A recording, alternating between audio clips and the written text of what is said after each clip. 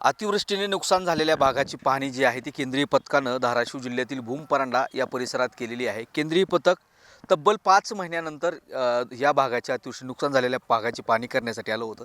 शेतकऱ्यांना याचा खरंच गाजावाजा नाही किंवा शेतकऱ्यांना याची माहिती नाही, त्यामुळे शेतकऱ्यात या कुठतरी नाराजी। आपण शेतकऱ्यांना विचारूया, केंद्रीय पथक पाहणीसाठी आलं होतं, हे आपल्याला माहिती आहे किमान, आणि माहिती असेल तर कुठं पाहणी केली माहिती आहे का? नाही, काही माहिती नाही.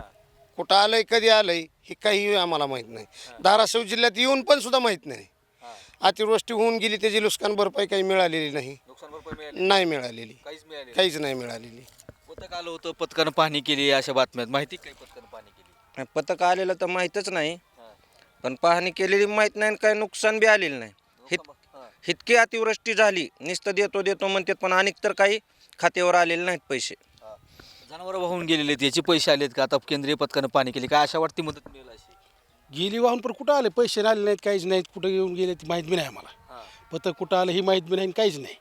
आणि नुकसान तर भरपूर झालं आमचं. सोयाबीनचे ह्याच्या भरपूर नुकसान झाले, त्याच्यामुळे काही दिलेलं नाही आम्हाला.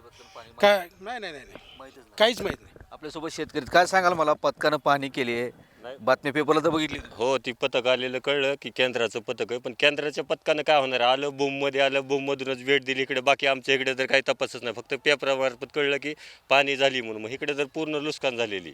नुकसान म्हणजे असे की जनावर वाहून गेलेले, त्याचा काही एकही रुपया नाही, फक्त कागदपत्रीच आहे. बाकी सगळं म्हणजे नुकसानीचं, म्हणजे सोयाबीनचं तेवढं थोडं बहुत दिलं, हेक्टरी सांगितलं तेवढ्याच प्रमाणात दिलेले. बाकी 18,000 रुपये दिले ते हेक्टरी.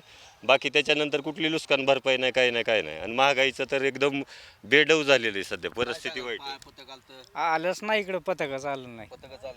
नाही. खरं तर बघितलं तर अतिवृष्टीनं धाराशिव जिल्ह्यात शेतकऱ्यांचं अतोनात नुकसान झालं होतं. या नुकसान भरपाईनं राज्य शासनानं 34,000 कोटीच्या जवळपास मदत दिली. मदतीचं रडगाणं सुरू आहे. मात्र आता केंद्रीय पथक 5 महिन्याने एकतर उशिरा आलं.